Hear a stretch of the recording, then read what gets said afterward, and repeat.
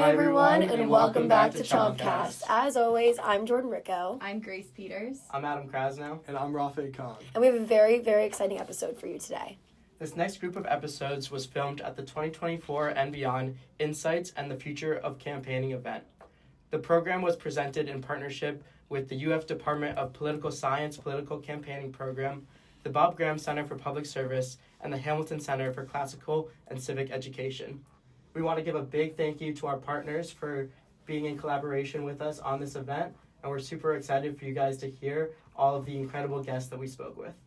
Yeah, and so getting into this specific episode, today's guest is a legend in her field. Kristen Soltis Anderson is one of the leading pollsters and political analysts in the country. As co-founder of Echelon Insights, she specializes in applying data-driven insights to political campaigns and public policy.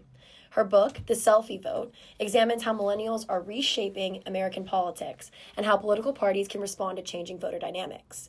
She's a frequent contributor to outlets such as CNN, The Washington Post, and Politico, where she is known for her clear analysis and engaging commentary.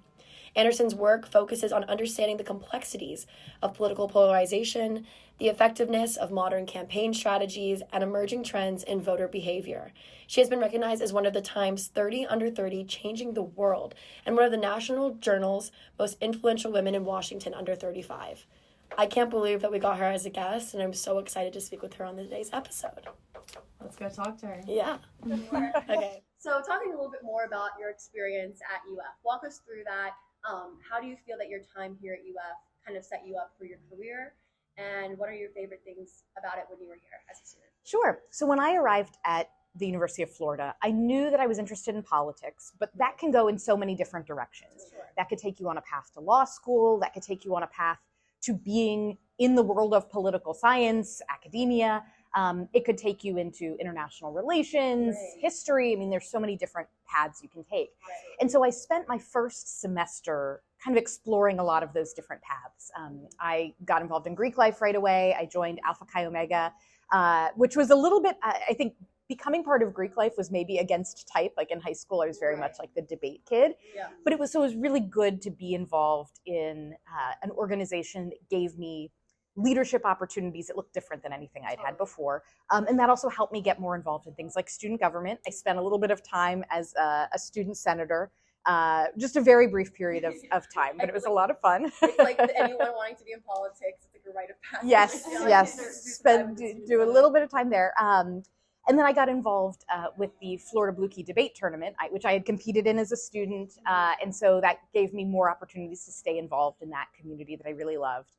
And those were the things that I did outside of class. But then inside of class, I took a lot of stuff in the political science department, trying to figure out which angle of this do I want to pursue.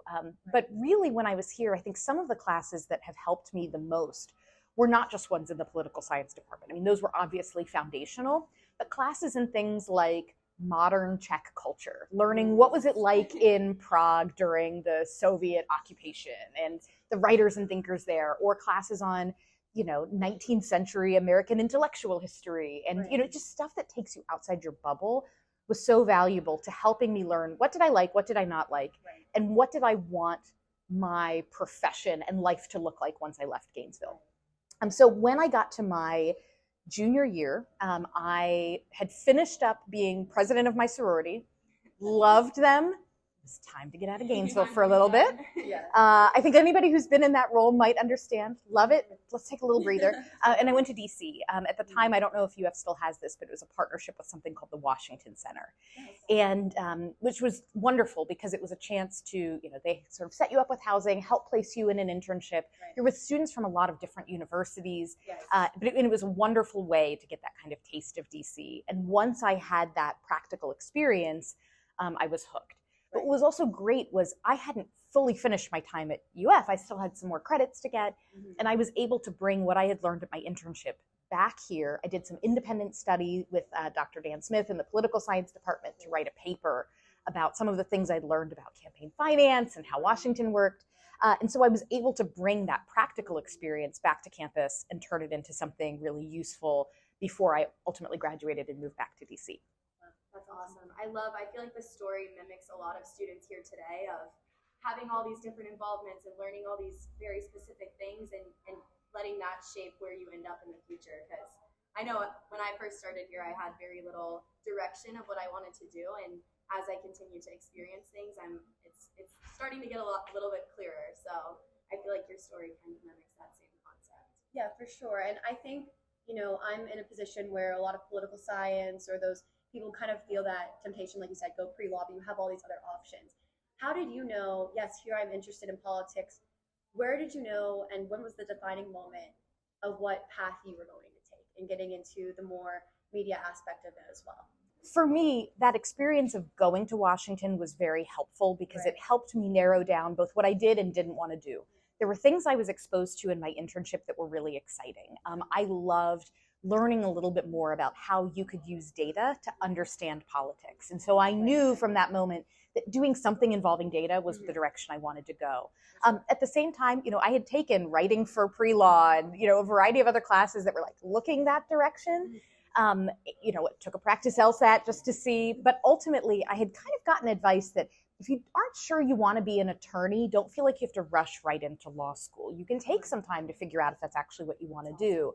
And so for me, it was I think good that I found the thing that I wanted to do rather than just going, I'm still looking, so let's do law school and sort of buy myself 3 more years to figure it out.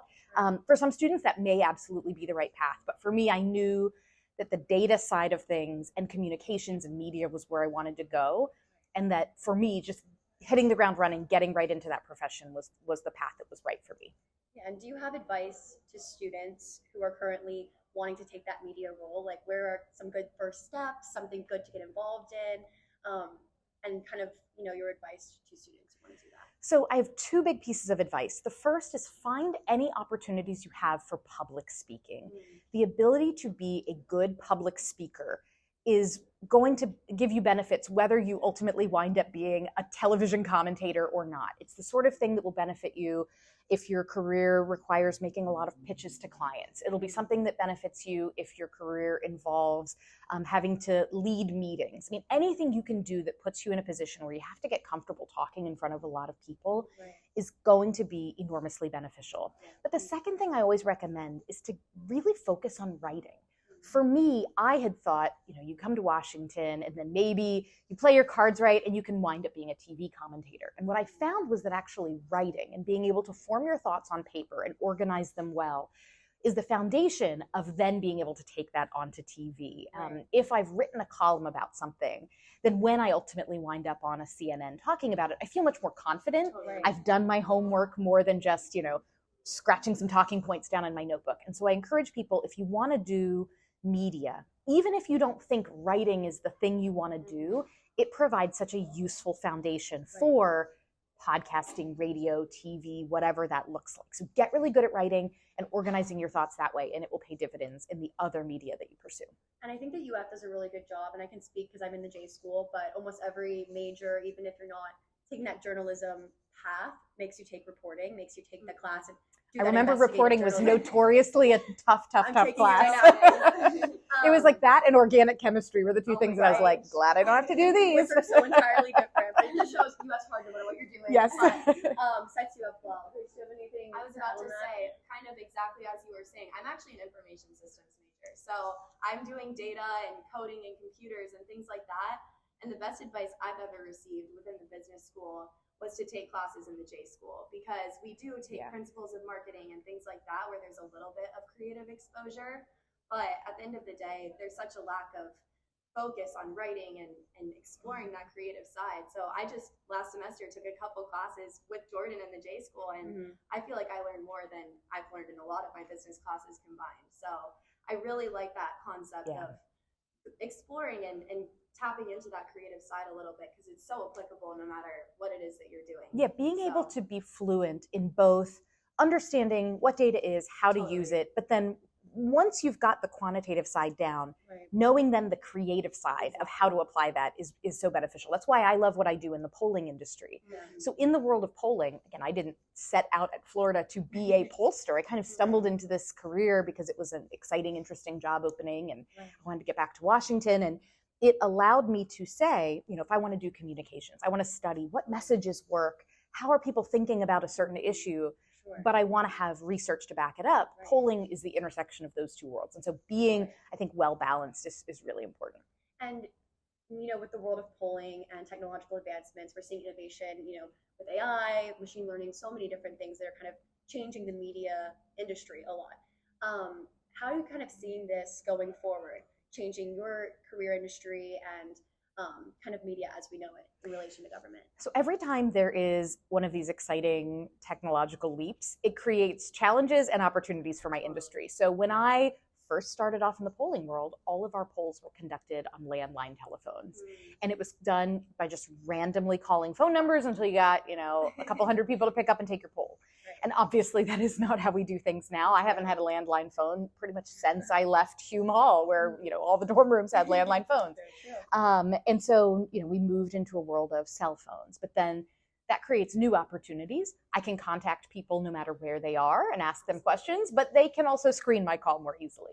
And now we're in a world where things like AI make it both harder to do research because you have to do a lot more removal of bots from your data file. You'll pick up on patterns where there are a suspiciously low number of keystrokes, or the survey was completed suspiciously quickly, or the open-ended response to a question just is clearly something that ChatGPT created. You have to figure out how to clean all that stuff out. At the same time, I can now use some of these tools to help me do a very quick top-line overview of, hey, here is a 500-page PDF of numbers. Right. What really matters here? And it's not good enough yet to replace a human analyst who knows what to look for, knows, yes, this means this and that means that. But as far as an initial pass, using it to take away some of the, less productive grunt work of the profession, I think is exciting. So there's upsides and there's downsides to all of this. I was about to say, I think it's so interesting, the concept of AI as a knowledge tool. Not only can it compile numbers and gather information, but it's presenting knowledge to people. And that's why it's so important to consider, is it really bipartisan? Is it really considering all the facts? Things like that, because you see instances where it's not, and it's very surprising because everyone takes it as such a important, necessary tool and rely on what it's telling us. So it's very cool how all that shapes itself out. I think they're making the switch of, humans being checked by AI, and now it's, I think, AI being checked by humans a lot in the polling industry. So very curious to see how that all continues. But taking it more on your personal day-to-day, what is your favorite part about your job? What is your favorite part about your experience so far? And what it just keeps you going? What keeps you motivated? There are two things I really love about my job. The first is I love running a company. So, because I founded a polling firm 10 years ago, when you run a company, a lot of my day is not spent analyzing polling. It is spent doing the things it takes to mentor folks who are on your team, keep the lights on, all of that stuff. But I really enjoy that. And so in hindsight, I almost wish I had taken a few more classes in the business school when I was here to have given me a little bit more of kind of that academic context. But being an entrepreneur is really fun and rewarding, even as it is stressful. The second thing that I really love about my job is, as I mentioned, I wanted to do communications. I took classes on speech writing. I took classes on writing for pre-law. Like I really thought that the verbal side was where my career was going to take me. And when I wound up in the polling world, it was, a little bit of a diversion because you're not really a press secretary if you're a pollster. But if you're a pollster, what you're doing, in some ways, I liken it to what a press secretary does. A press secretary's job is to work for their principal, a member of Congress, a senator, a secretary, the president, whoever it is, and translate what is their viewpoint and convey it very clearly. This is what the president thinks. This is what the member of Congress thinks. Writing that voice. And as a pollster, my job is not to be too corny about it, but to kind of be the press secretary for voters. So when I go on CNN, my job is not necessarily to say my opinion. Everybody's got opinions. My opinion's no better than anyone else's. But my job is to go on and say, 60% of voters really like this, and here's why. 70% of voters oppose this, and here's why. I think a lot of people nowadays just don't feel like their voices are heard. And for all that the polling industry gets a lot of grief, some of it earned, oh, you guys aren't accurate at predicting elections. in some ways we're better than people think we are, but nevertheless, I do like that my job is to go on television and explain a viewpoint that some people may not have considered. Maybe they don't know anybody who holds that viewpoint. And I think that kind of understanding is going to be really important for reducing the polarization that we have in our country. The fact that so many people just feel like, I don't understand how anybody could take position X, Y, or Z. My job is to try to explain a little of that, and I love it. And how can, the general public kind of digest polls? Because I know that sometimes there's controversy around them. Like you said, there's some bias that's potential. How can the American public really see, the truth behind that, the research and the hard work that goes behind those polls? So there are two things that I always recommend people do when they are consuming a poll. Right. The first is to recognize that there is a lot of uncertainty, even in a really well done poll. Let's say, hypothetically, I do a survey of 1,000 voters, and I do it perfectly. Nothing wrong in the execution of the poll. The result of that poll shows that the election is 50-50. Well, there's a chance that the election might not be 50-50. There's a chance within the margin of error that the election will be 53-47. Somebody's got a 6-point lead.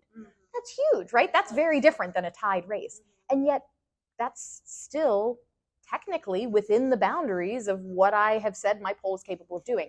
And so I think sometimes when folks consume polling, they are expecting a level of precision that it's not intended to do.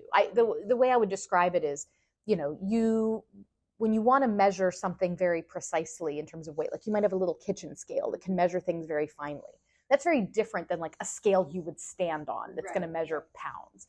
A poll is built to measure pounds, not ounces. And so just keeping that in mind. Little changes in a poll, or, oh, this says somebody's up by 4 points. Well, they very well might only be up by 1 point, and that's still okay.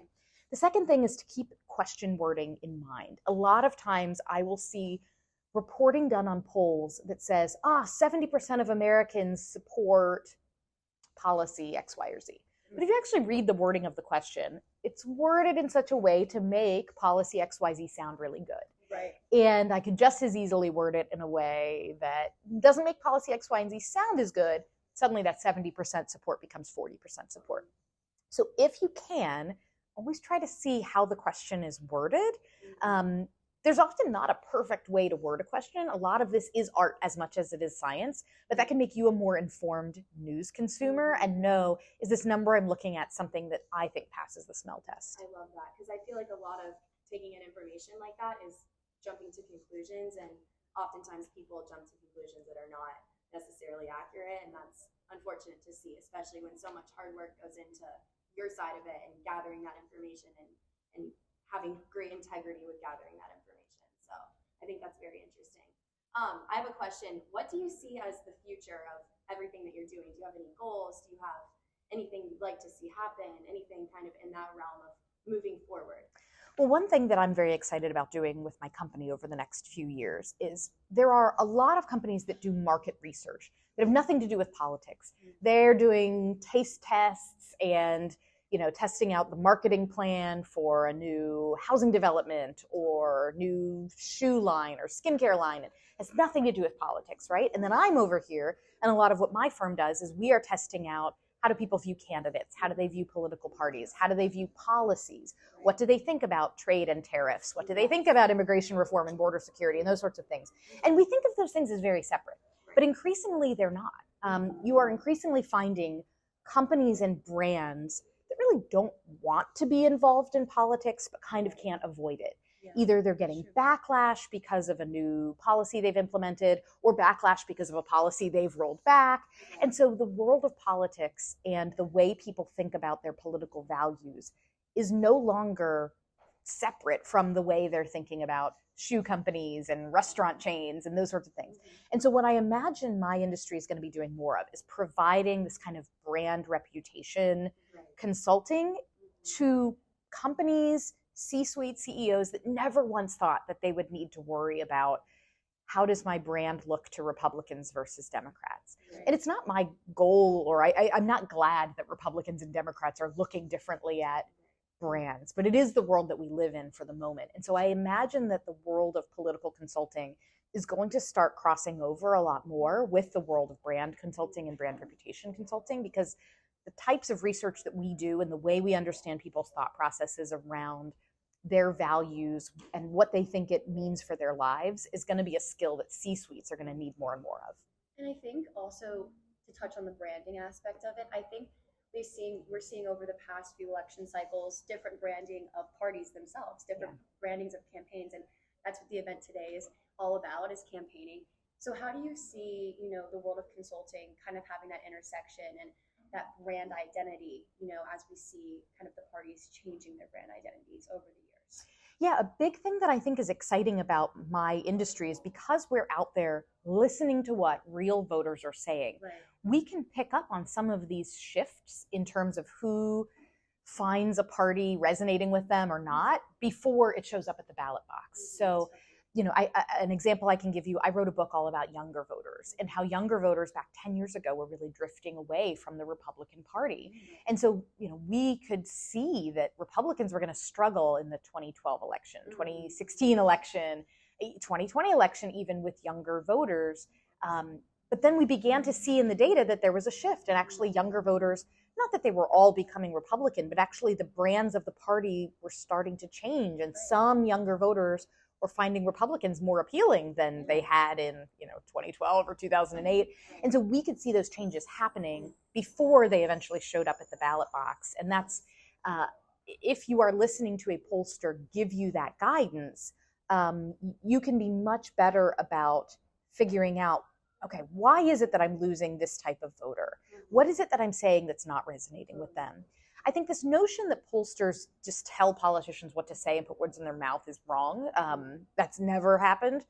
In some ways, it would make my job much easier if I could just say, here, say this. Yeah. But what we do is we say, okay, if you as a party or you as a candidate think 5 things are important, we can tell you, look, voters think 3 of those 5 things are important. Right. One of those things, they're with you, but they don't think it's important. And one of those things, they're not with you. So I'm not telling you to change your position, but I am telling you if you lead with that 5th thing, you're going to lose the election. Right. You should be candid about what your position is, but don't make that the centerpiece because you are out of step with where the voters are on that one. But these top 3 things, you're right in line. Make that your message. And that's the kind of advice we can give that helps people figure out, I believe this, the voters believe that, where's the most overlap, and tell them to go from there. Meeting voters where they are. Yes. For sure. So yeah, I think our last question, thank you so much for being here. So much. Bringing it back to you, what is your last piece of advice for students who are interested in taking on the political world, and they, think that they have a goal, maybe law school isn't their path, they want to kind of go into that more consulting, media aspect. What is your advice to them about finding who they are, finding their own brand identity, and moving forward with that? There are 2 things that I would encourage. The first is when you are young, when you are hungry to do this, go work on a campaign.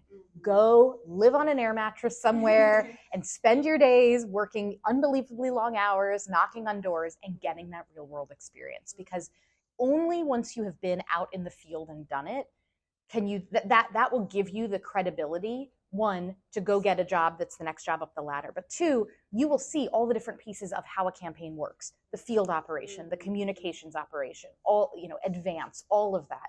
And you'll be able to say, you know what, I think what the advance team was doing was really neat. I like event planning. I like making sure that events are going to go well. That's the direction I want to take. Or I'm really interested in policy. I could care less about the press releases. I want to be part of writing what's in the platform. Like, you'll learn those things from that experience. But then the other thing I'd recommend is while you are a student, always take 1 class a semester that has nothing to do with anything you want to do professionally. Because you will find that that's the stuff that allows you to be different, more interesting, have engaging conversations with people. You want to be multidimensional. And so again, I mentioned classes like modern Czech culture or 18th century intellectual history. I took lots of classes in the meteorology department that are now very useful for me when I'm watching the weather. And, you'll know things about like, high pressure system today. That's why the sky is so clear. It sounds silly, but truly take 1 class every semester that is just fun and is just for you. It's not because you think it looks good on a resume. It's not because you're looking to get a job out of it. It's something you do that like fills your cup, makes you feel good and whole. And that's the kind of stuff that's going to make you shine and different when you're out on the job market and when you're out in the professional workplace. I love that advice. That's exactly what I did last semester with my public relations class, and it's totally changed my involvement, my experiences, my perspectives. Oh, that's everything. great. So totally, I echo that advice to anyone that might be listening. But Yeah, and also that your major doesn't really directly correlate to what you have to do. totally. You know, you can take your classes and you can end up, like you said, you wish you could have taken more business classes because you're operating a business now. You're an entrepreneur, and I think that that's a really great message for students. So I really appreciate your time. Thank you so much Yeah, for being here. thank We really you. appreciate Thank you for having me, and go Gators. Yes, Of go course, Gators. I mean, that was an incredible conversation. I feel like we learned so much about leadership and taking initiative. Yeah, I really liked her part where she was talking about the different paths that you can take. And even though, like, her path hasn't been linear, she's been so successful. So I feel like it serves as just a reminder that you can really follow what you're passionate about and also what the skill set that you already have and make that into a career that fits your own like desires and passions, honestly, because she's really well spoken. I mean, we saw that during the interview, and we saw that she has this passion for communications and the passion for polls, of course. And so she was able to really blend that and, be able to be such a media personality, but also be such a force in her field with something such as, data-driven insights and things like that. So definitely really great conversation. I really enjoyed speaking with her. Absolutely. Thank you again to everyone who watched that episode. I really wish I was there. Yeah, being behind the camera, it was awesome to hear that conversation and learn everything that Kristen was talking about. So go Gators, and thanks for watching. Thank you for watching, guys.